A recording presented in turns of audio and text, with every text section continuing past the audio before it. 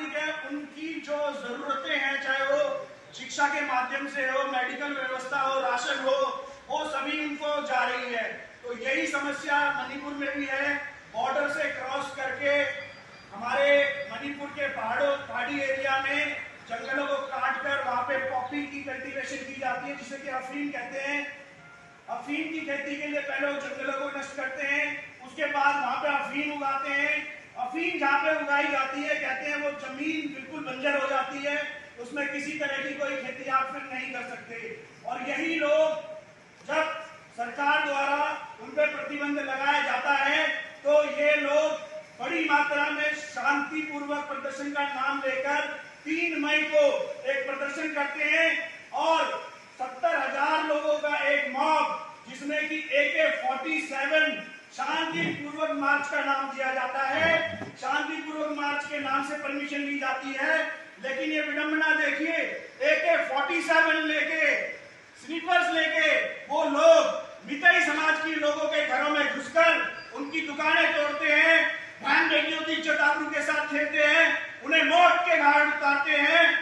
तो इस तरह की निंदनीय घटना कुकी समाज के द्वारा वहां पे की जाती है और उनके साथ ये जो बाहर से घुसपैठिए घुसते हैं वो इनका इसमें पूरा साथ देते हैं।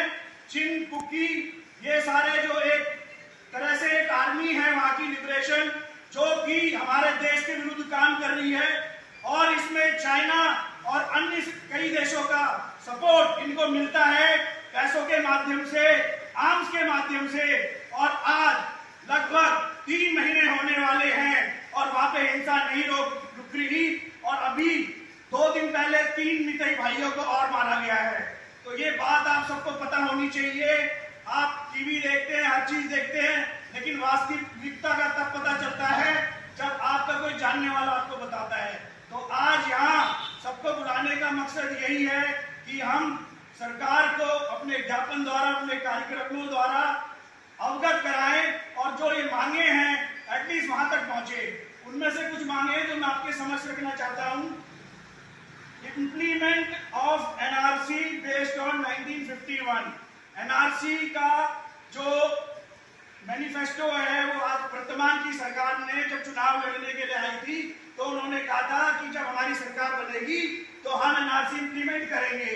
तो NRC का इंप्लीमेंटेशन ना सिर्फ मणिपुर के लिए, पूरे भारत के लिए बहुत जरूरी है, क्योंकि भारत की जो सुविधाएं हैं, जो व्यवस्था है, कहीं ना कहीं ये लोग जो कि हमारे देश के नागरिक नहीं हैं, यहाँ घुसकर उन सब सुविधाओं को ले भी रहे हैं और उसके बाद समय समय पर जब इन्हें जरूरत पड़ती है ये देश विरोधी ताकतों के साथ मिलकर, देश विरोधी पार्टियों के साथ मिलकर, देश विरोधी ऑर्गेनाइजेशनों के साथ मिलकर हमारे ही देश को तोड़ने का काम करते हैं।